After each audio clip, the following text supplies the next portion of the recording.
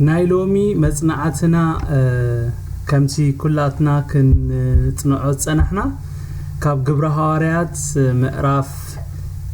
كلته كاب إسران كلتن كساب 40 شوعاتن زلوي كاب إسران كلتن كساب 30 سلستن زلو حساب كنببمو كابو تبغيسه እግዚአብሔር ኣብ ልበይ ዘቀመጦ መልእኽቲ ከዛረበ ማለት ርግጠኛዬ ዝውሰኸልኩም ነገር ከም ዘሎ የአምኔ እግዚአብሔር ስሙ ብሩኽ ይሁን አሜን አቱም ሰብ እስራኤል እዚ ቃል እዚ ስምዑ ባዕልኻትኩም ድማ ከም ትፈልጥዎ ኢየሱስ በዓል ናዝሬት እቲ አምላኽ አማእኸልኩም ብኡ ዝገበሮ ኃይልን ተአምራትን አምላኽ ዝመስከረሉ ሰብአይ ነቲ ከሙድ ምኽሩ አምላኽን ከምትናይ ጥንት ፍልጠቱን አሕሊፎም ዘሓቡ ወሲድኩም በኢድቶም ሕግ ዘይብሎም ሰአልኩሞን ቀተልኩሞን ሞት ሒዙ ከጽንዖ ስለዘይ ከአለ ኸዓ አምላኽ ካብ ማዕሰር ሞት ፈቲሑ አተንስኦ ዳዊት ብዛብኡ ይብልሞ ንእግዚአብሔር ኩሉ ሰዓብ ቅድመይ ርእዮ ንሱ ቢየማኔ ስለዘሎ ኸዓ አይንደል ሓጽኔ ንነፍሲ ኣብሲፍ ኦል አይተሃድጋኒኻ ንቅዱስ ካድማ ጥፋት ክርኢ አይትህቦኒኻ ሞ ስለዚ ልበይ ተሓጎሰ ልሳኔካ እልልበለት ስጋይውን በተስፋ ከሐድሩ መንገድ ህይወት አፍለጥካኒ ኣብ ቅድም ገጽ ካ ሓጎስ ከተጽግበኒኻ አቱ ማሕዋትና ብዛዕባ ዳዊት ርእሲ አቦታት ንሱ ከም ዝሞተን ከም ዝተቀብረን ንኣኻትኩም ብጉሁድ ክንገር ግቡእ መቃብሩ ከአክሳሎሚ አማኸልናሎ እምባአርከ ንሱ ነቢ ኮይኑ ሓደ ካፍረ ኸርሱ ኣብ ዝፋን ከም ክቅመጥ አምላኽ በመሐላ ከም ዝመሐለሉ ክንድ ዝፈለጠ ቅድሚ ሪዩ ብዛዕባ ትንሳኤ ክርስቶስ ነፍሱ ኣብ ሲኦል ከም ዘይተርፍ ስጉኻ ጥፋት ከም ዘይርኢ ተዛረበ አምላኽ ነዚ ኢየሱስ እዚ አተንሲእዎ በዚ ንሕና ኩላትና ምስክሪና ሕጂ ድማ ናብ የማን አምላኽ ለዕል ምስበለ ተስፋ መንፈስ ቅዱስ ከአ ከባቦ ምስተቀበለ ነዚ ንስኻትኩም ትሪእዎን እትሰምዑዎን ዘለኹምን ንሱ አፍሰሶ ይብለና እግዚአብሔር ስሙ ይባረክ እዚ ክፍል እዚ ካብ ናይ ዝሓለፈ ሰሙን መጽናዕትና ዘቀጸለ ክፍል እዩ ዝሓለፈ ሰሙን ከም ዝራአናዮ ጴጥሮስ ነቶም ኣብ ህይወት እቶም ደቀ መዛሙርት ኢየሱስ ዝኸውን ዘሎ ዘይፈለጡ ከከም ዝመሰሎም ዝዛረቡ ዝነበሩ ኣብ ህይወቶም እንታይ ይኸውን ከም ዘሎ ካብ ትንቢት ዩኤል ብምጥቃስ ከም ዝመለሰሎም ርኢና ነርና ሎሙን መቀጸልታናቱ ኢና ክንርኢ ጴጥሮስ ነቶም ኣብ ህይወት ደቀ መዛሙርት እናኾነ ዘሎ ዘይፈልጡ ኩላቶም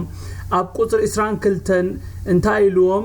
አቱም ሰብ እስራኤል እዚ ቃል እዚ ስምዑ ኢሉ ናብቲ ክብሎ ዝደለዮ ቃል ከቅልቡ ከም ዘለዎም ብትብዓት ብስልጣን ክዛረቦም ኮሎይና ንርኢ ኢየሱስ ጎይታ እዩ አሜን ጴጥሮስ ኣብዚነቶም ኣብ ህይወት ኢየሱስ ተፈጸመ ኩሉ ዝፈልጡ ንዓይኒ መሰኻኽር ዝኾኑ ሰባት ይዛረብ ዘሎ እዞም ሰባት እቲ ኩሉ ኣብ ህይወት ኢየሱስ ዝተፈጸመ ኩሉ ነገር ንዓይኒ መሰኻኽር እዮም ጴጥሮስ ብዛዕባ እንታይ ይዛረብ ከም ዘሎ አጸቢቆም ዝፈልጡ ሰባት እዮም ኣለኹም ዶ ምሳይ ስለዚ ኸአዩ ጴጥሮስ ብግልጺ ከምታ ዘላታ እንታይልዎም አቱም ሰብ እስራኤል እዚ ቃል እዚ ስምዑ በዓልኻትኩም ድማ ከም እትፈልጡ ኢየሱስ በዓል ናዝሬት እቲ አምላኽ አማእኸልኩም ብኡ ብዝገበሮ ኃይልን ተአምራትን ትእምርትን አምላኽ ዝመስከረሉ ሰብአይ ነቲ ከሙድ ምኽሪ አምላኽን ከምቲ ናይ ጥንት ፍልጠቱን አሕሊፉ ዝሓብዎ ወሲድኩም በኢድቶም ሕግ ዘይብሎም ሰአልኩሞን ቀተልኩሞን ሞት ሒዙ ከጽንዖ ስለዘይ ከአለ ኸዓ አምላኽ ካብ ማእሰር ሞት ፈቲሑ አተንስኦ ኢሉ አሜን ብዛዕባት ዝፈልጥዎ ነገር በቀጥታ ተዛሪቦም አሜን ናይዚ ውጽኢት ካዩ አስታት 3000 ሰባት ዲሒኖ ሳላ እቲ ሐቅ ዝነገሮም ማለት እዩ ኣብዚ ክፍል እዚ ጽቡቅ ጌርኩም ስምዑኒ ኣብዚ ክፍል እዚ ጴጥሮስ አስሚሩ ብዛዕባ 3 ዓበይቲ ነጥብታት ይዛረብ ዘሎ እቲ በቀዳምነት ጻቂቱ ዝተዛረበሉ ሓሳብ እንታይ እዩ ብዛዕባቶም ዝተፈጸሙ ናይ ብሉይ ኪዳን ትንቢታት እዮም ሓቀይዶ ብኻልኣይ ደረጃ ድማ ብዛዕባ ውዱእ ምኽሪ ኣምላኽ ተዛሪቡ ብሳልሳይ ደረጃ ድማ ብዛዕባ ትንሳኤ ኣስሚሩ ተዛሪቡ ነዚ ካብ ቁጽሪ 17 ክሳብ 36 ክነንብብ ኮለና ንረኽቦ ኢና ክብርን ጎይታ ይኹን እቲ ኣብ ህይወት ሰዓብቲ ክርስቶስ ኮነልካ እቲ ኣብ ህይወት ሰዓብቲ ክርስቶስ ዝኾነ ኮነልካ ክትክሕዶ ተዘይደሊኻ ኣሉ ክበሃል ዘይክእል ነገር እዩ ኣብ ህይወት እቶም 120 ቀዳሞት ሰዓብቲ ክርስቶስ ኮይኑ ሓቀይዶ ቅዱሳን ማለት ክትክሕዶ ዘይትኽእል ነገር ኣሉ ክትብሎ ዘይትኽእል ነገር ዝረአይ ብዙሓት ሰባት ሪኦም ዝተገረሙሉ ዝተደነቁሉ ገሊኦም ዘባጨውሉ ነገር እዩ ነዚ በዓላቶም መሰኻኽር እዮም ኩሎም መንፈስ ቅዱስ ምስተመልኡ ኃይል ምስተቀበሉሞ ብዛዕባቲ አቢ ግብሪ አምላክ ክዛረቡ ኾለው በብዝተወለድሉ ቋንቋኦም ብዛዕባ አቤት እግዚአብሔር ይዛረቡ በመንባሮም ተደኒቆምን ዝብልዎ ሲኢኖም ኔሮም እንተሆነ ነተሐቅ ቅበልዎ ስለዘይደለዩ ነቶም በኃይል መንፈስ ቅዱስ አቤት እግዚአብሔር ዝዛረቡ ዝነበሩ ሁላቶም እንታይ ኢሎሞም ጉዕመስ ጸጊቦም ኢሎም ነትስራሕ አምላክ ከናሹ ክፍትኑ ኾለው ንሪ ሃዋርያት ጴጥሮስ ነዚዩ በስልጣን አቱም ሰብ እስራኤል እዚ ቃል ዝስምዑ ነተሐቂ በቃ ከሸላሸለ ከሸራረፈ ከጸባበቀ ከምታ ዘላታ ነጊርዎ እዚ ቃል እዚ ስምዑ ማለት እንታይ ማለት ይቅዱሳን ነዚ ሕጅዝ ነግረኩም ዘለኹ ቃል ጽኒልኩም ስምዑ ማለት እዩ አሜን ሃዋርያት ጴጥሮስ እዚ ቃል እዚ ስምዑ ምስበለ ቀጽሉ እንታይ ኢሉ በአለኻትኩም ድማ ከም ትፈልጡ እዩ ኢሉ በአለኻትኩም ድማ ከም ትፈልጡ ኢሉ ክብሎም ኮሉ እንታይ ዝብሎም ዘሎ ብዛዕባ እንታይ ይዛረብ ከም ዘለኹ ብዛዕባ እንታይ ይዛረብ ከም ዘለኹ ሲ ንስኻትኩም አጸቢቅኩም ትፈልጡኹም ግን ከዘኻኽረኩም ማለት ኢየሱስ ክርስቶስ ጎይታይ ሐድሽ ነገር አይኮንኩም ዝነግረኩም ዘለኹ እትፈልጡዎ ነገር ዝነግረኩም ዘለኹ ምናልባት ካብ አምሮኹም ርሒቁ እንደሕር ኮይንኩም ዘንጊዕኹም እንደሕር ኮይንኩም ግን ከዘኻኽረኩም ይዝብሎም ዘሎ ኢየሱስ ጎይታይ ንሓደ ሰብ ብዛዕባ እቲ ዝፈልጦ ነገር ክትነግሮ ኾለኻ ትደግመሉ ስለዘለኻ ንዑ ሐድሽ ነገር አይኮነን ሓቀይዶ ሃዋርያት ጴጥሮስ እምበአር አብዚ እዚ ሕጅዝ አነ ዝነግረኩም ዘለኹ ንአኸም ሐድሽ ነገር አይኮነን ይዝብሎም ዘሎ አብዚ ሃዋርያት ጴጥሮስ እንታይ ይዝብሎም ዘሎ እንደሕር ኢልና ንኢየሱስ ነቲ አማእኸልኩም ብዙ ኃይልን ተአምራትን ትእምርትን ዝገበረ አምላኽ ዝመስከረሉ ሰብአይ ዝቀተልኩምሞ ንስኻትኩም ይኹም ይዝብሎም ዘሎ ወሲኹ እንታይ ይዝብሎም ዘሎ እንደሕር ኢልና ዋላኳ ኣብ ኢድቶም ሕግ ዘይብሎም ክስቀል አህሊፍኩም እንተሃብኩምሞ ኣብ ህይወት ኢየሱስ ግን ፍቃድ እግዚአብሔር ዝፍጸም ነይሩ አቦ ምእንተ ኃጢአት ዓለም ንወዱ በጃ ከሕልፎ ኣብ መስቀል ከሕምሽሾ ፍታው ስለዝነበረ ጥራዩ ኢየሱስ በዓል ናዝሬት ኣብ መስቀል ተሸንኪሩ ሞይቱ እምበር ንስኻትኩም አህሊፍኩም ስለዝሃብኩም ሞይኮነን ሞይቲ ይዝብሎም ዘሎ ኢየሱስ ጎይታይ ፍቃድ እግዚአብሔር እዩ ኣብ ህይወቱ ዝፍጸም ነይሩ ይዝብሎም ዘሎ እዞም ሰባት ብዛዕባቲ በኢየሱስ ተገብረ ኩሉ ኃይልን ተአምራትን ትእምርትን ንዓይን መሰኻኽርዮ ንሱ ጥራይ ዘይኮነስ ኢየሱስ በቲ ሁሉ መከራ ከሐልፍ ኮሎ ክግረፍ ኮሎ ክሳቀይ ኮሎ ክስቀል ኮሎ ነዚ ሁሉ ሪኦም ስለዚህ ኻይ ጴጥሮስ ብዙሕ ብዛዕባ ህይወት ኢየሱስን ትምህርትታቱን ክሰብከሎም ዘይድልዮ ጎይታ ኢየሱስ ከምቲ ጴጥሮስ ዝበሎ አምላክ ካብ ሰማይ ዝመስከረሉ ስሩሕን ተግባሩን ከይተረፈ ብዛዕባ ማንነቱ ዝምስክር ሰብአይ ነይሩ ጴጥሮስ ሰኡሊ ኮነን አምላክ ዝመስከረሉ ሰብአይ ኢሉ ብዛዕባ ኢየሱስ ክርስቶስ ተዛሪቡ ብኡኡ ዝሰመርኩ ፍትወደይ ንሱ ይንዑ ስምዕዎ ኢሉ አቦ ብዛዕባኡ ክዛረብ ኮሎ ንሱ በዓሉ ምስክር እግዚአብሔር ይመስገን አሜን እግዚአብሔር አቦ ንመጀመርታ ጊዜ ካብ ሰማይ ድምጹ ዘስመዐ መዓስ ይንድሕር ኢልና ኢየሱስ በዮሐንስ ተጠሚቁ ካማይ ምስ ወፀዩ ብዛዕባ ፍቱ ወዱ ከምዚሉ ተዛሪቡ ኢየሱስ ጎይታይ አሜን አቦ መስኪሩ ብዛዕባ ወዱ አብ ማቴዎስ 3:16-17 እንታይብልሲ ኢየሱስ ምስተጠምቀ ብኡቡ ካማይ ወፀይ ብለና ሐቂ እነሆ ከአ ሰማያት ተኸፍተ መንፈስ አምላክ ድማ ከምርግቢት ወሪዱ ርእሱ አብርሱ ከእመጥ ራእይ እነሆ ድማ ብኡዝ ሰመርኩ ፍትው ወደይ እዚዩ ዝብል ድምጺ ካብ ሰማይ መጻይ ብለና ኢየሱስ ጎይታይ ኢየሱስ ንጴጥሮስ ንዮሐንስ ኮሙ ንያዕቆብ ሂዞም ናብ ከረን ምስ ደየበውን ኮሚሉ ብኡዝ ሰመርኩ ፍትው ወደይሞ ንዑ ስምዕዎ ዝብል ድምጺ ካብ ሰማይ መጽ እግዚአብሔር ይመስገን ኢየሱስ አቦ ዝመስከረሉ ንአቦ ምስክርነት ዘለዎ ውሉድ አምላክ ኢየሱስ ጎይታይ ስለዚህ ጴጥሮስ ስኡል ይኮነን አምላክ ዝመስከረሉ ሰብአይ ኢሉ ብዛዕባ ኢየሱስ ክርስቶስ ተዛሪቡ ኢየሱስ በሐቂ አምላክ ዝመስከረሉ ሰብአይ ስለዝነበረዩ ጴጥሮስ አምላክ ዝመስከረሉ ሰብአይ ኢልዎ ኣብ ቁጥር 23-24 እንታይብል ነቲ ከምቲ ውዱእ ምኽሪ አምላክን ከምቲ ናይ ጥንት ፍልጠቱን አህሊፎም ዘሓብዎ ወሲድኩም በኢድቶም ሕግ ዘይብሎም ሰቀልኩሞን ቀተልኩሞን ሞት ሒዙ ከጽንዑ ስለዘይከኣለኻ አምላክ ካብ ማእሰር ሞት ፈቲሑ አተንስኦ ይብለና ኢየሱስ ክርስቶስ ጎይታይ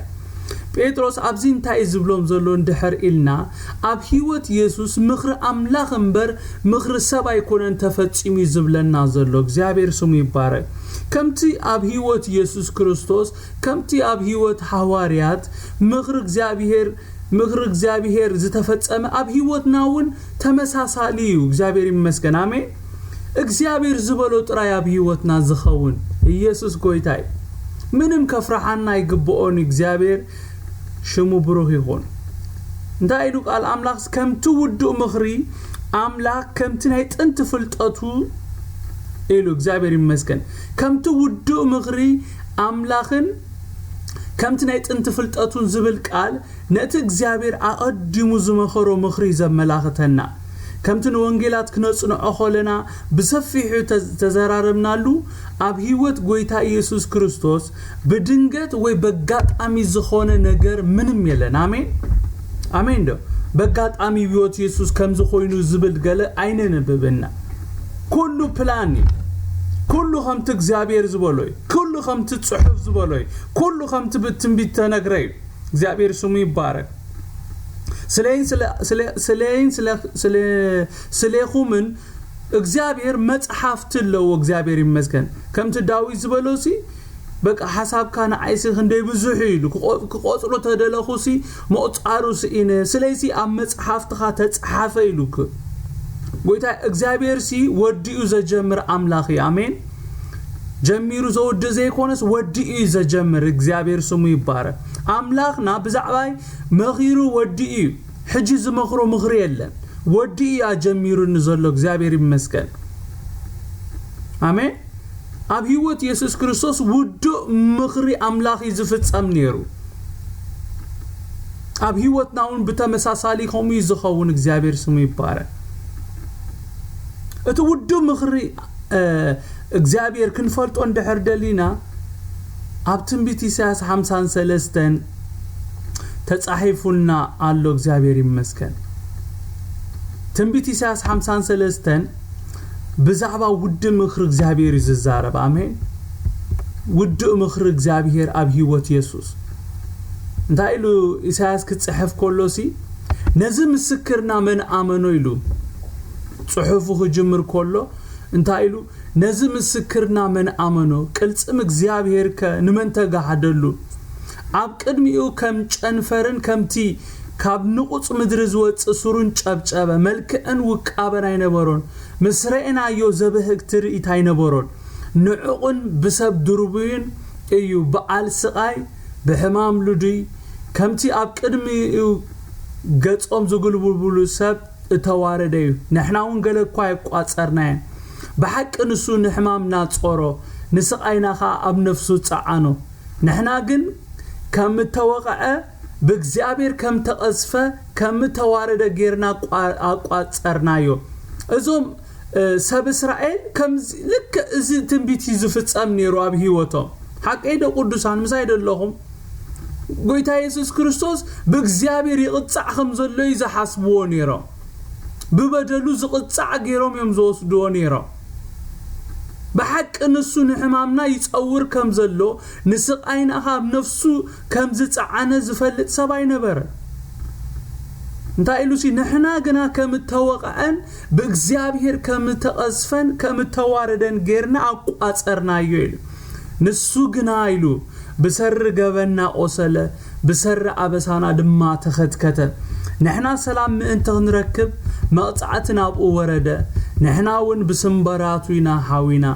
كلاتنا إلو كما باقي تباررنا نفس وكفنا من قدو زنبله እግዚአብሔር ከአበሳ ኩላትና አው ደኦዚ ውድ ምኽረ አምላኽ ነይሩ አብይወት ኢየሱስ መከራ ጸገበ ርእሱ አዋረደ አፉን አይከፈተን ከምቲና ማሕረዲ ዝኹብኮብ ገንሸል ከምቲ ኣብ ቅድሚ መቀስታ ስቕ እትብል በጊ አፉ አይከፈተን ካብ ጥቃት ፍርድን ተወስደ ካብ ምድሪ ህያዋን ከም ተቆርጸ ካብቶም ወለዱኡ ምን ሐሰቡ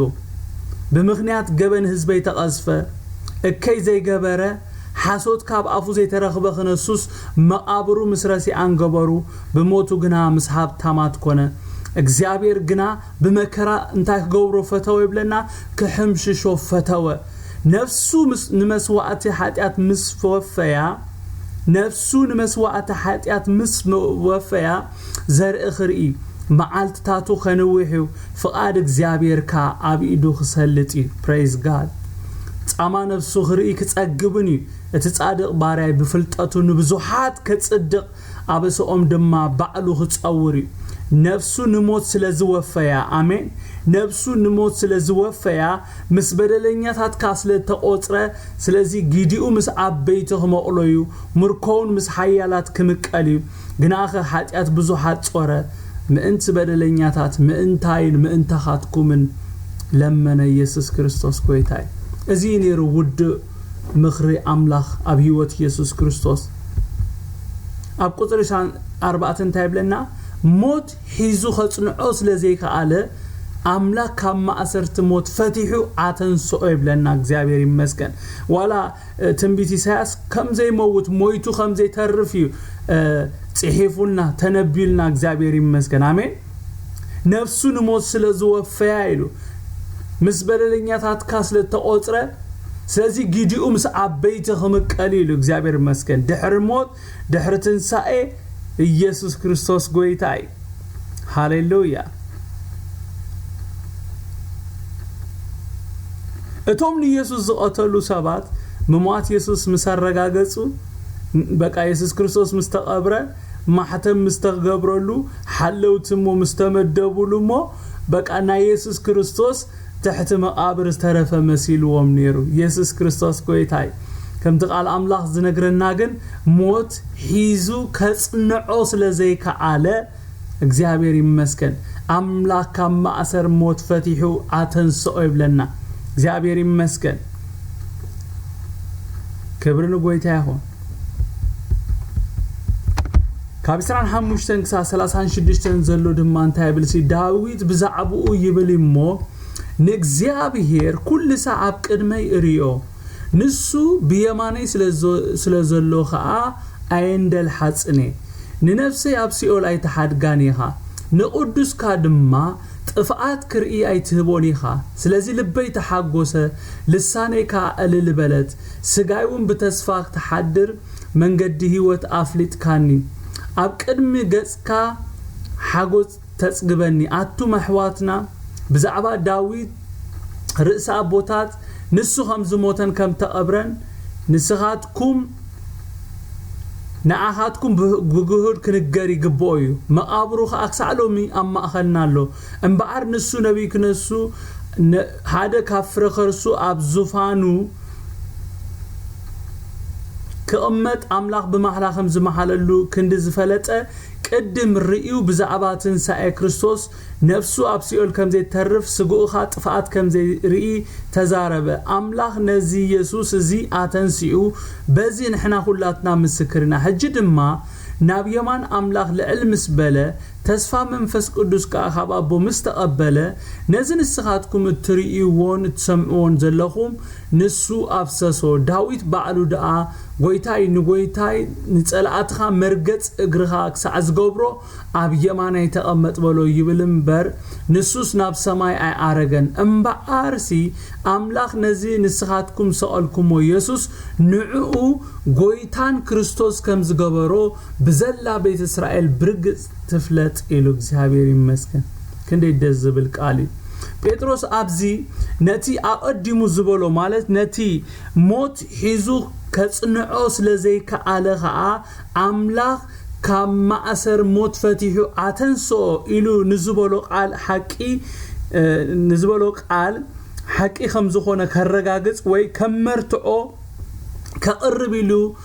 ዘቅረቡ ሓሳባት እዩ ካብ ቁጥሪ 25 36 ዘሎ ነቲ ሞት ሒዙ ከጽንዖ ስለዘይ ከአለ ዝብል ሓሳብ ሳፖርት ንምግባር እዩ ነዚ ካብ ቁጥሪ 25 36 ዘንበብናዮ ቃል ተዛሪቦ ኣብዚ ጴጥሮስ ካብ መዝሙር 16 ካብ 8 11 ዘሎ ሓሳብ ጠቂሱ ተዛሪቦ ሃዋርያ ጳውሎስ ውን ኣብ ግብረ ሃዋርያት 13:36 ነዚ ቃል እዚ ህያውነት ኢየሱስ ከጠቅስ ተጠቂሙሉ አሜን ጎይታ ኢየሱስ ክርስቶስ ሞይቱ ከም ዘይተረፈ ሞት አጽኒዑ ከሕዞ ከም ዘይከአለ ክዛረብሉ ከምቲ ጴጥሮስ ዝጠቀሶ ሃዋርያ ጳውሎስን ጠቂስዎ ነይሩ ኢየሱስ ጎይታይ ሃዋርያ ጳውሎስ ዳዊት ጥፍአት ከም ዝረአየ ኣብ ግብረ ሃዋርያት 13:36 ክዛረብ ኮሎ እንታይሉ ዳዊት በዘመኑ ንፍቃድ አምላኽ ምስ አገልገለ አረፈ ናባቦታቱን ተጸምበረ ጥፍአትካ ረአየ ይብለና እግዚአብሔር ይመስገን ሃዋርያ ጴጥሮስ ውን ካብ ቁጥሪ 19-32 ዳዊት ጥፍአት ከም ዝረአየ እቲ ዳዊት ተዛረቦ ቃል ትንቢታዊ ቃል ከም ዝኾነ ብዛዕባ ኢየሱስ ከም ተዛረበ ይነግረና ማለት ኢየሱስ ጎይታ አሜን ኣብዝንታይ ይዝብሎም ዘሎ እንድሕር ኢልና መቃብር ዳዊት ኣብ ማእኸልና ኣሎ ይዝብሎም ዘሎ ዳዊት ካብ ሞት ኣይተንስአን ዳዊት ተንሲኡ ዝብል ተሰሚዑን ኣይፈልጥን እዩ ኢየሱስ ግን ተንሲኡ ነዚ ንሕና ናይ ዓይኒ መሰኻኽሪና እዚ ኣብ ህይወትና ኮይኑ ዘሎ ድማ ውጽኢት ናይ ትንሳኤ እዩ ኢየሱስ ናብ የማን አምላኽ ለዕል ምስበለ ተስፋ መንፈስ ቅዱስ ከአ ካባቦ ምስተቀበለዩ ነዚ ንስኻትኩም እትሪዎን እትሰምዑዎን ዘለኹም አፍሲስዎ ይዝብሎም ዘሎ ኢየሱስ ጎይታይ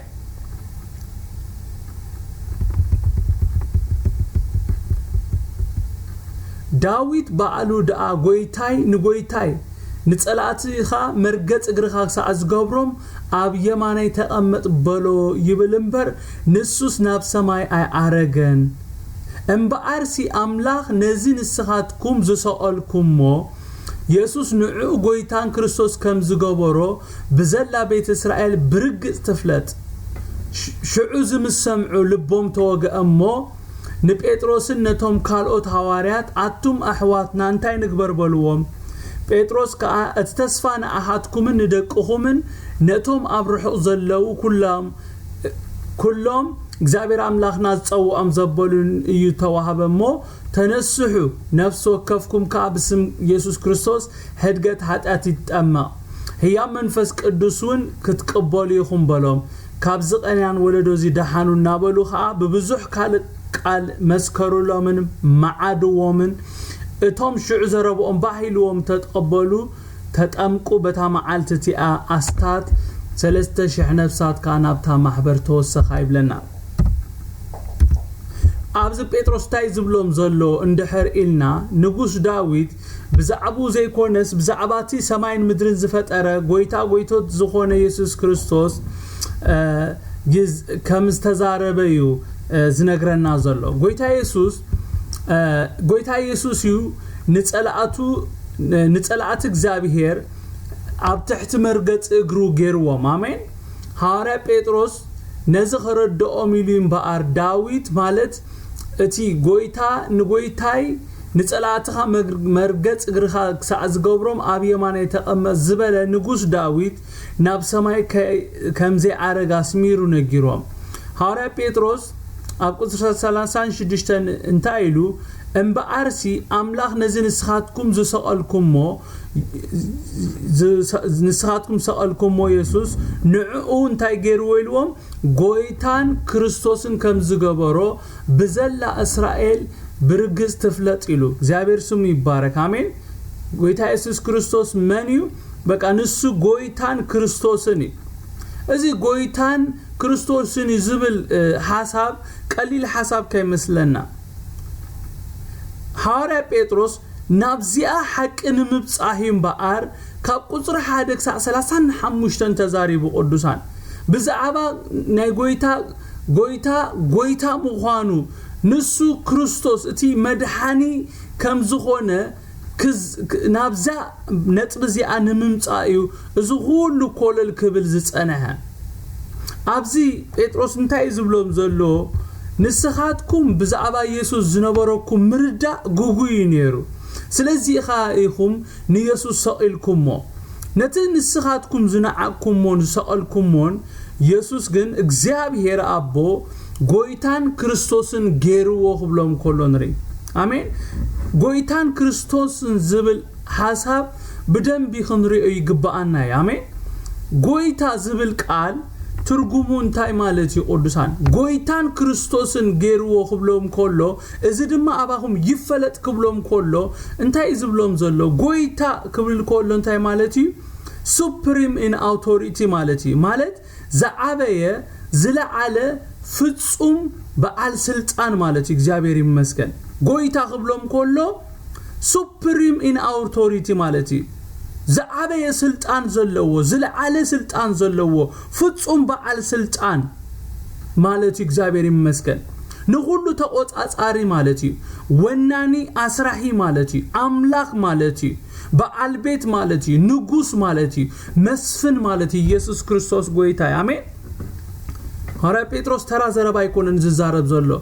ነትንስኻትኩም ሰቀልኩሞ ንዕኡ እንታይ ገይሩ ኢሎም ጎይታን ክርስቶስን ገይርዎ ጎይታ እንክብሎም ኮሎ ዘዓበየ በዓል ስልጣን ዝለዓለ በዓል ስልጣን ንሁሉ ዝቆጻጸር ንሁሉ በቃ ዘመሃድር አምላክ በዓል ቤት ንጉስ መስፍን ገይርዎ ማለት ኢየሱስ ጎይታይ አሜን ክርስቶስ ማለት ካድማ እተቆቡ ማለት መድኃኒ ማለት ነው ዓለም መድኃኒ ገይርዎ ይሉ እግዚአብሔር ይመስገን እዚ ሐሳብ ይምባር ሃዋርያ ጴጥሮስ ኣብ ምዕራፍ 4 ነዚ ሐሳብ ይመልሱ ዝጠቅሶ ኣብቲ ተሰማይሲ ክንድሕነሉ ካብ ዝተዋሃበና ስምሲ በጀካ ኢየሱስ የለን ኢየሱስ ክርስቶስ ጥራይ ክራይስት ጥራይ መድኃኒ ኢሉ ሰብ በዘይ ክርስቶስ አይድሕንን ኢሉ ደምዲሙ እግዚአብሔር ይመስገን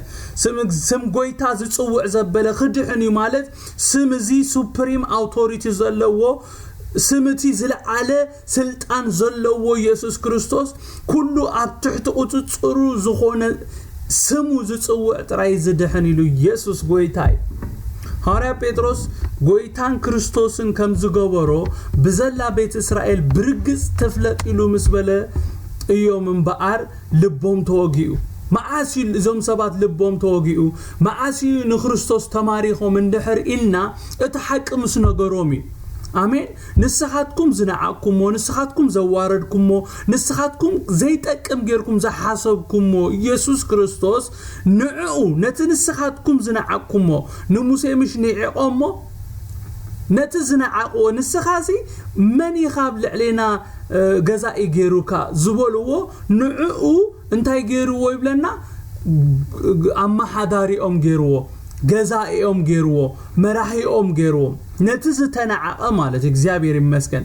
ኣብዚ ሃዋርያ ጴጥሮስ ቆም ይዝብሎም ዘሎ ነቲ ንስኻትኩም አዋሪድኩም ዝሰቀልኩሞ ንዕኡሲ እንታይ ገይርዎ ጎይታ ኣብ ልዕሊ ኩሉ ክጉይተት ኣብ ልዕሊ ኩሉ ስልጣን ክህልዎ ንኩሉ ከመሓድር everything ከም ቲ ጎይታ ኢየሱስ ክርስቶስ ዝበሎ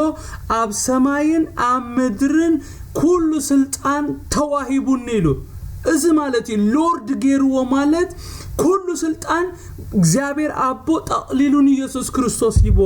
ኢየሱስ ጎይታይ ተራ ቃል አይኮነን እዚ ሃሌሉያ ነዝቃል ምሰምዑ የምንባር ልቦም ተወጊኡ ንክርስቶስ ተማሪኹም ኢየሱስ ጎይታይ ሃራ ጴጥሮስ ነቶም ልቦም ዝተተንከፈ ልቦም ዝተወገ እንታይልዎም እንታይ ሞ ንግበር ኢሎም መስሓተትዎ ጴጥሮስ ከአት ተስፋና አሃትኩምን ንደቅኹምን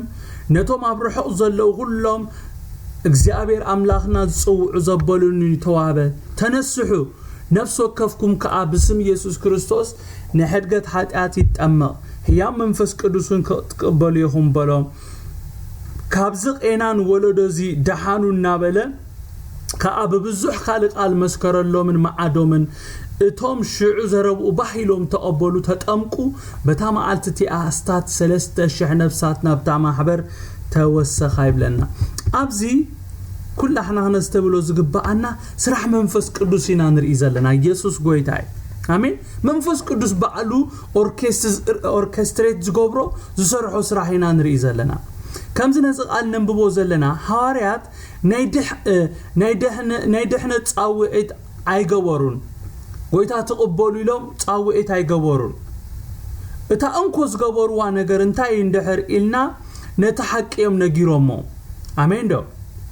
ሰብ ነሐቅት ነግሮለካ ጎይታ ተቀበል አይኮንካን ትብሎ ነሐቅ ኢኻት ነግሮ ጎይታ ኢየሱስ ክርስቶስ እኮ ነሐቅ ክትፈልጥዋ ያኹም እታ ሐቅ ድማ ሓራኽ ተውጻኩም ያይሉ ንሰብ ክንገብሮ ዝግባአና እቶም ዘአመና ነተሐቅ ጥራይና ክንነግሮም ዝግባአና ሃዋርያ ጴጥሮስ ነተሐቅ ጥራይ ነጊሮም ትሰምዑ ሐቂ እምበአር እንታይ ንግበር ኢሎም ከሓቱ ገይርዎም እንታይ ንግበር ምስበልዎም እዮም ሃዋርያት እቲ ገብሮ ዝግባኦም ብግልጽ ነጊሮምም ክብርን ሽሙ ይኹን አሜን ዶ አላሁም ዶምሳይ እቲ ክገብሮ ዝግባኦም ነገር ክነግሮም ኮሎ እንታይ ኢልዎም ተነስሑ ነፍስ ወከፍኩም ማለት እቶም ተነሳሕኩም ምድሓን በማንም ከምዘየለ ዘአመንኩም ብስም ክርስቶስ ንሕድገት ኃጢአት ተጠመቁ ምስተጠመኩም ድማ ህያ መንፈስ ቅዱስ ክትቀበሉ ይኹም ክብሎም ኮሎ ነሪ ኣብ ቁጥር 41 እንታይ ይብለና እቶም ሽዑ ዘረብኡ ባሂሎም ተቀበሉ ተጠምቁ በታማዓልቲ ድማ 3000 ነፍሳት ናብታ ማህበር ተወሰኸ ይብለና እቶም ሽዑ ዘረብኡ ባሂሎም ተቀበሉ ክብለና ኮሎ እንታይ ማለት እዩ እቶም ብንስሓት ተመልሱ ማለት እዩ አሜን እቶም ብንስሓ ናብ አምላኽ ተመልሱ ኩላቶም ተጠምቁ ይብለና ኢየሱስ ጎይታይ ጎይታ ኢየሱስ በማይ ምስተጠምቀ ጎይታ ኢየሱስ ክርስቶስ በማይ ተጠሚቁ ምስወፀ እንታይ ኮይኑ ይዝብለና ሰማያት ተኸፍተ ብለና ሰለስተ ነገራት ይኮይኑ እግዚአብሔር ይመስገን ጎይታ ኢየሱስ ክርስቶስ በዮሐንስ ተጠሚቁ ምስወፀ እንታይ ኮይኑ ሰለስተ ነገራት ኮይኑ ሰማያት ተኸፍተ ይብለና አሜን ሰማያት ተኸፍተ መንፈስ አምላኽ ድማ ከም ርግቢት ወሪዱ አብርሱ ተቀመጠ ብለና በሳልሳይ ደረጃ ድማ ካብ ሰማይ ድምጽ መጽ እግዚአብሔር ይመስገን እዚ ስቂሉ ተራ እንታሽሙ ካይመስለና ተጠመቁ ክብል ኮሎ ስርዓት ንምፍጻም ጥራይ አይኮነን ምስኡ ድማ ዝልቀቅ ነገር አሎ ኢየሱስ ክርስቶስ ጎይታ እቲ ዝቅበር ይቅበር ሐዲሽ ነገር ድማ ካብ ሰማይ ተቀበሎ ነገር አሎ ጎይታ ኢየሱስ ክርስቶስ ልክ ተጠሚቁ ምስወፀ ሰማያት ተኸፊቱ መንፈስ አምላኽ ወሪዱ ድምጽ መጽ እግዚአብሔር ሽሙ ይባረክ ስርዓት ጥምቀት ክንፍጽም ኮለና በአር ከም ተሐዋርያ ጴጥሮስ ኣብ ቁጥር 38 ዝቦሎ ህያ መንፈስ ቅዱስ ንቅበሪና ክብርን ጎይታ ይኹን አሜን ገሌኹም አና ሓንሳቤ ጥምቀት ዘአምን ኢልኩም ዘይተጠመቅኩም ሰባት ኣለኹም በቃ ጎይታ ተቀቢልኩም ይኹም ግን እታ ኣብታ ጥምቀት ክትመጽ ኮላ በቃ ጥምቀት ሓንሳቢያ ኢልኩም بنشتي تتأميقلكم زي وصنكم سبات كتلو تخوليهم أنا نوي حق زي تتأمقكم نيرا بقى نقويتا يزمر يملالس كسع بقى زرد عني بعلي زرد عني ኣይተጠመኩን ነረ ድሓር ግን ምስተረዳኣኒ ኣጠምቆኒ ለባዕለይ ተጠሚቀ ማለት እግዚአብሔር ይመስገን ምናልባት ከምዚ ኸማይ ደንጊኹም ዘለኹም ዘይተጠመቅኩም ስቲል እቲ ናይ ኦርቶዶክስ ባህሊ ሒዙኩም ዘሎ ሰማያዊ ነገር ተኻፈልቲ ካይትኾኑ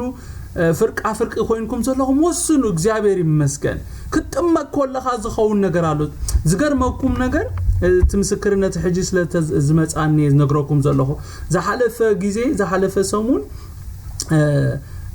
ዘጠምቁ ሰባት ነይሮም ማለት ንሕናኻ መሰኻኽር ክንከውን ምስኦም ከድና ነርና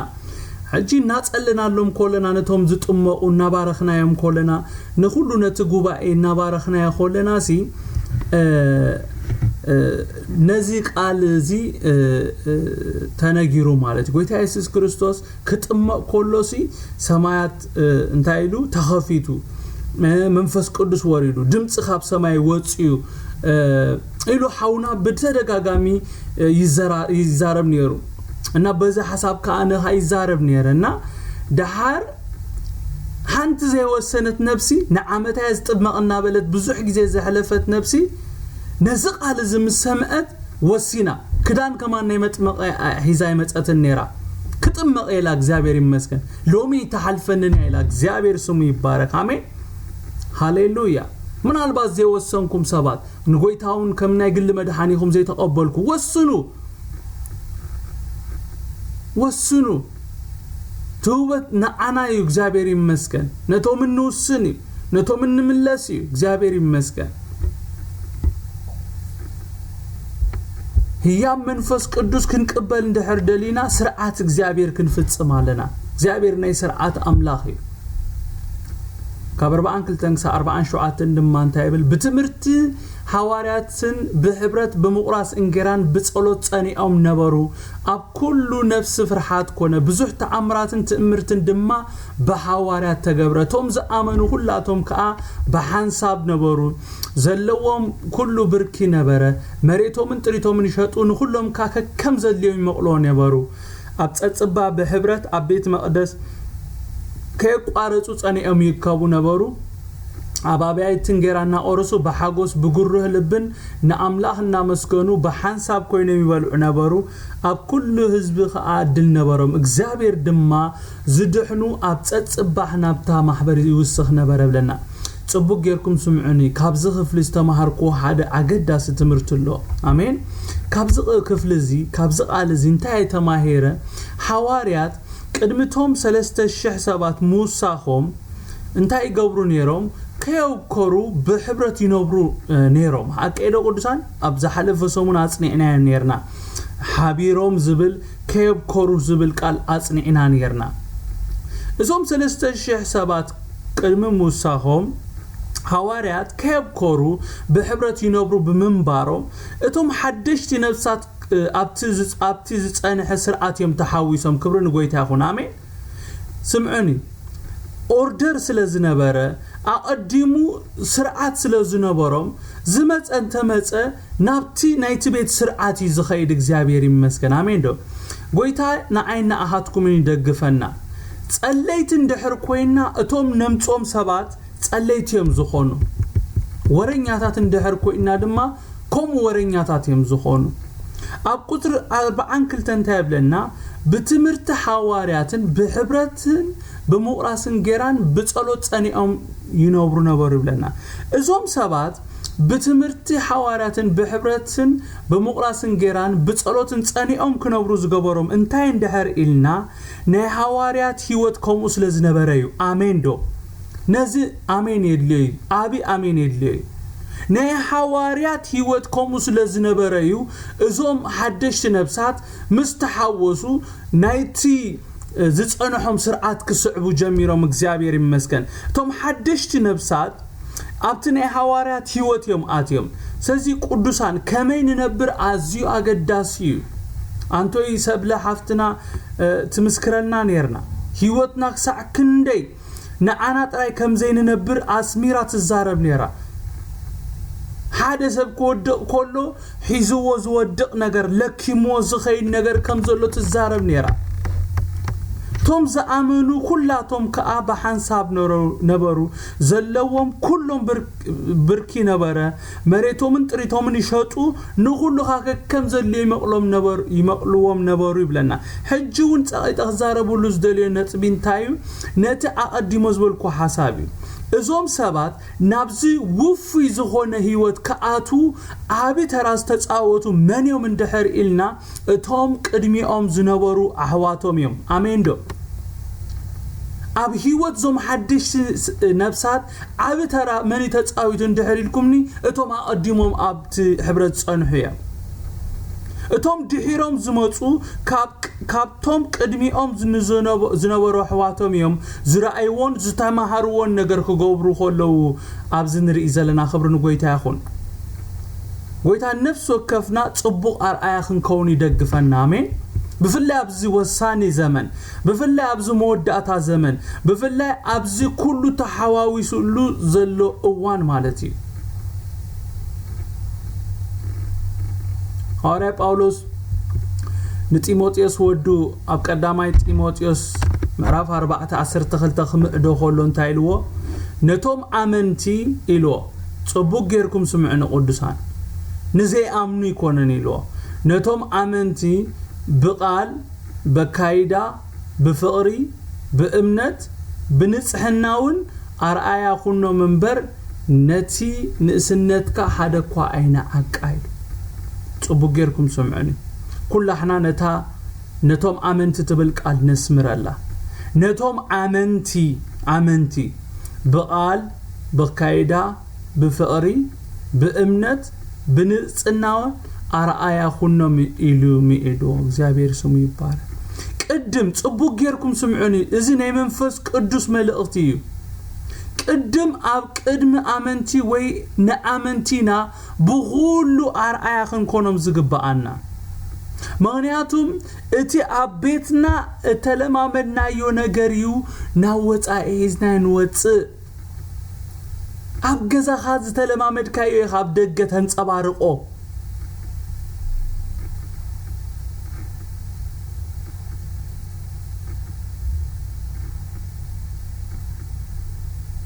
من يوم نتوم زوس سخو زنبرو حدشت نفسات بقال بكايدا بفقري بأمنت بنصنا أرآيا زخونوهم اندحر إلنا